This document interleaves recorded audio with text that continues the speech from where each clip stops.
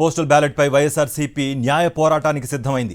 Postal బ్యాలెట్లపై EC ఇచ్చిన ఉత్తర్వులను సుప్రీంకోర్టులో సవాల్ చేసింది వైఎస్ఆర్ కాంగ్రెస్ పార్టీ. అధికారిక సీల్ హోదా లేకుండా స్పెసిమెన్ సిగ్నేచర్తో పోస్టల్ బ్యాలెట్లను ఆమోదించాలన్న ఈసీ ఉత్తర్వులపై సుప్రీంకోర్టును ఆశ్రయించింది వైఎస్ఆర్సీపీ. పోస్టల్ బ్యాలెట్పై హైకోర్టు ఉత్తర్వులను కొట్టేయాలని పిటిషన్ వేసింది. ప్రస్తుతం అమల్లో ఉన్న నియమ నిబంధనలే కొనసాగించాలని కోరింది. కేవలం ఏపీలోనే ఇలాంటి ఉత్తర్వులు ఇవ్వడాన్ని వైఎస్ఆర్సీపీ ప్రశ్నిస్తోంది. రేపు త్వరగా విచారణ చేపట్టాలని మెన్షన్ చేయనుంది వైఎస్ఆర్సీపీ లీగల్ సెల్.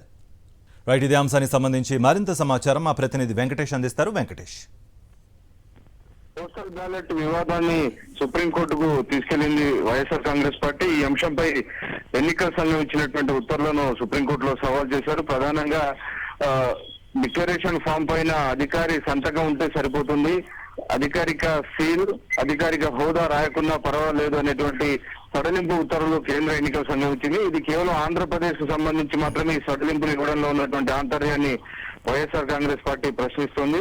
నిజానికి దేశవ్యాప్తంగా ఖచ్చితంగా ఈ మూడు ఇష్యూస్, ఒకటి సిగ్నేచర్, అలాగే డెసిగ్నేషన్, మూడవది సీల్, ఈ మూడు ఉంటేనే ఆ ఓటును వ్యాలిడ్ అవుతుందనేది గతంలో ఇప్పుడు ప్రస్తుతం దేశవ్యాప్తంగా అమల్లో ఉన్న నిబంధన. కానీ ఆంధ్రప్రదేశ్ వరకు దాన్ని మాత్రం అందులో ఉన్నటువంటి రెండు అంశాలను సడలించారు. కేవలం సంతకం ఉంటే సరిపోతుంది, సీల్ అలాగే డెసిగ్నేషన్ రాయకున్నా పర్వాలేదు అనేటువంటి సడలింపు వల్ల డెఫినెట్ గా పోస్టల్ బ్యాలెట్ లెంకింపు సందర్భంగా వివాదం తలెత్తేటువంటి అవకాశం ఉంది.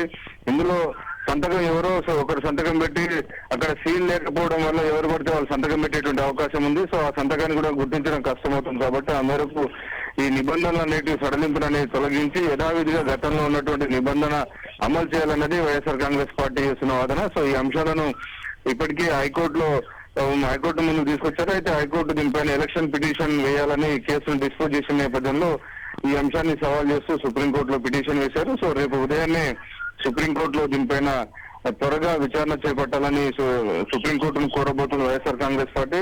ఎందుకంటే 4వ తేదీనే కౌంటింగ్ ఉంది కాబట్టి ఆ లోపలనే సుప్రీంకోర్టు నుంచి దీనికి సంబంధించిన తగిన ఉత్తర్వులు తీసుకొచ్చేందుకు వైఎస్ఆర్ కాంగ్రెస్ పార్టీ న్యాయ పోరాటం చేస్తోంది.